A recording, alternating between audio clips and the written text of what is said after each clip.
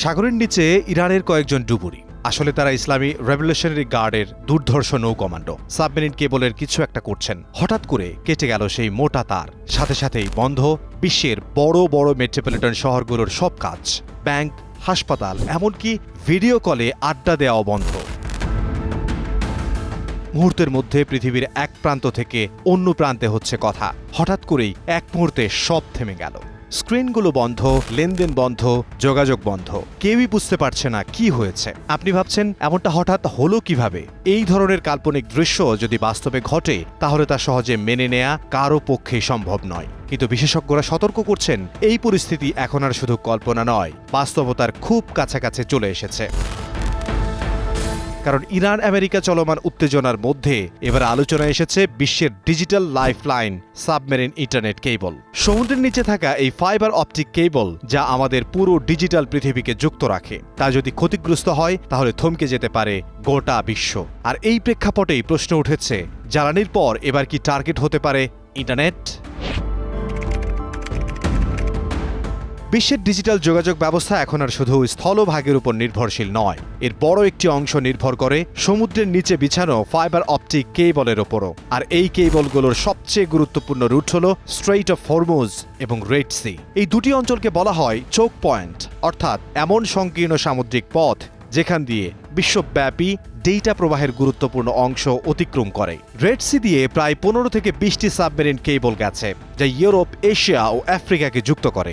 অন্যদিকে হরমুজ প্রণালী দিয়ে গালফ অঞ্চলের গুরুত্বপূর্ণ কেবল রুটগুলো প্রবাহিত, যা মধ্যপ্রাচ্যকে বৈশ্বিক ইন্টারনেট নেটওয়ার্কের সঙ্গে যুক্ত রাখে। এই কেবল নেটওয়ার্কের মাধ্যমে যুক্ত রয়েছে বিশ্বের বহু দেশ। ইউরোপের মধ্যে রয়েছে যুক্তরাজ্য, ফ্রান্স, জার্মানি, ইতালি ও স্পেন।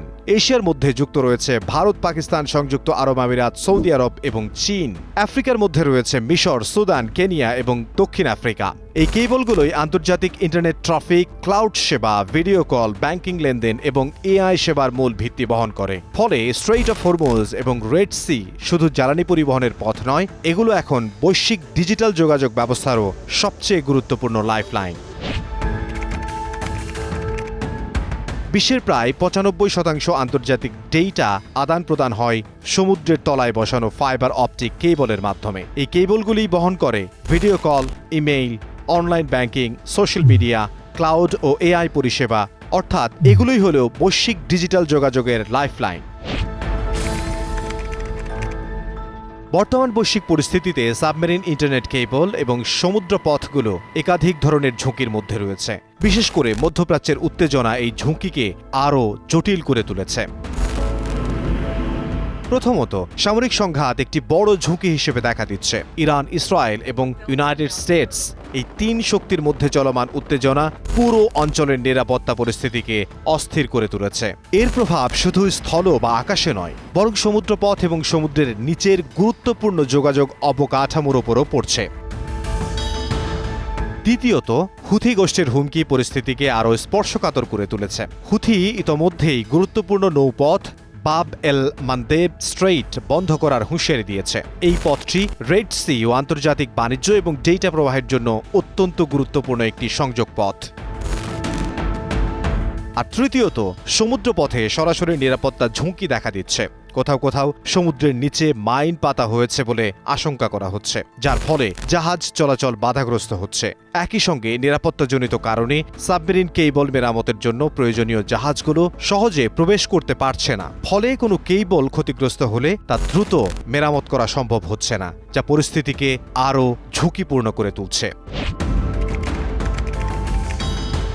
যদি ইচ্ছাকৃতভাবে বা দুর্ঘটনাবশত সমুদ্রের নিচের সাবমেরিন কেবল ক্ষতিগ্রস্ত হয়, তাহলে তার প্রভাব শুধু একটি দেশ বা অঞ্চলে সীমাবদ্ধ থাকে না, বরং তা বৈশ্বিক পর্যায়ে ছড়িয়ে পড়ে। কেবল ক্ষতিগ্রস্ত হলে প্রথমেই ইন্টারনেট অবকাঠামোতে বড় ধাক্কা লাগে। অনেক ক্ষেত্রে ইন্টারনেট ধীর হয়ে যায় বা আংশিকভাবে বন্ধ হয়ে যায়। আন্তর্জাতিক কল, ভিডিও যোগাযোগ এবং ডেটা ট্রাফিকে বড় ধরনের বিঘ্ন ঘটে। একই সঙ্গে ক্লাউড সার্ভিস, যার উপর আজকের প্রায় সব ডিজিটাল সেবা নির্ভরশীল, সেখানেও সমস্যা দেখা দেয়।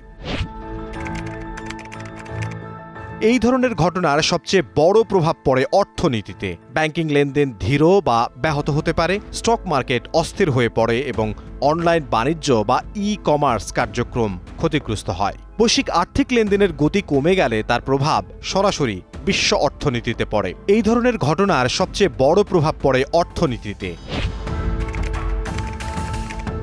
ইন্টারনেট নির্ভর জরুরি পরিষেবাগুলো ঝুঁকির মুখে পড়ে। হাসপাতাল, জরুরি যোগাযোগ ব্যবস্থা এবং বিভিন্ন এআই ভিত্তিক ডেটা সিস্টেম সাময়িকভাবে বন্ধ বা ব্যাহত হওয়ার ঝুঁকিতে থাকে।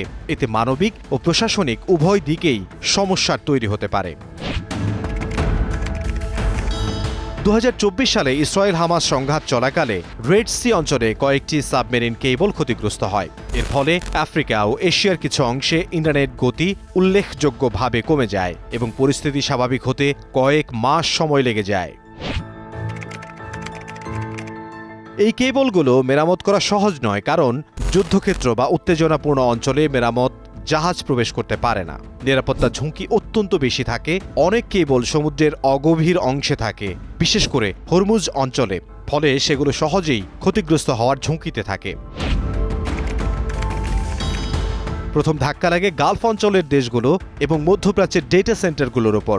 এরপর ধীরে ধীরে প্রভাব পড়ে ভারতের ইন্টারনেট স্পিডে, ইউরোপ ও এশিয়ার ডেটা সংযোগে বিলম্বে। বৈশ্বিক ইন্টারনেট ট্রাফিক রিরাউট হওয়ায় ল্যাটেন্সি বেড়ে যায়। গুগল, মাইক্রোসফট এবং অ্যামাজন এই বড় প্রযুক্তি প্রতিষ্ঠানগুলো গালফ অঞ্চলে ডেটা সেন্টার স্থাপন করেছে। এসব সেন্টারের সংযোগ ও কার্যক্রম অনেকাংশেই সাবমেরিন কেবলের উপর নির্ভরশীল। সরাসরি ইন্টারনেট কেবল টার্গেট হওয়ার স্পষ্ট প্রমাণ এখনো নেই, তবে বিশ্লেষকদের মতে কৌশলগতভাবে এটি সম্ভব। ভবিষ্যতে সংঘাতের নতুন ফ্রন্ট হতে পারে। ঝুঁকি এখন বাস্তব এবং উচ্চ মাত্রায় বিদ্যমান। সব মিলিয়ে বলা যায় সাবমেরিন কেবল হলো বৈশ্বিক ইন্টারনেটের মেরুদণ্ড।